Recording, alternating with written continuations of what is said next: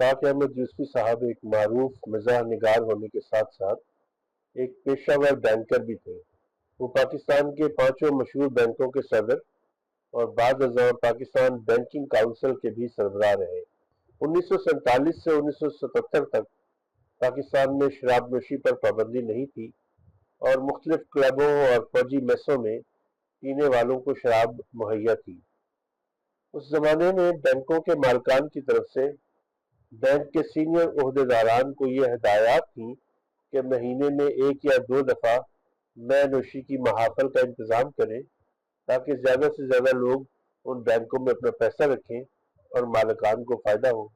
60 की दिहाई में यूसुफी साहब एक बैंक के सदर थे और इसी तरह की कॉकटेल पार्टियां दिया करते थे। एक दफ़ा ऐसी ही एक पार्टी में एक खातून यूसुफी साहब के पास आई और हैरत से भरे लहजे में सवाल किया, यूसुफी साहब, आप हर माह 1 या 2 बार अपने बैंक की जानिब से कॉकटेल पार्टियों का बंदोबस्त करते हैं, मगर क्या वजह है कि खुद आप शराब नहीं पीते?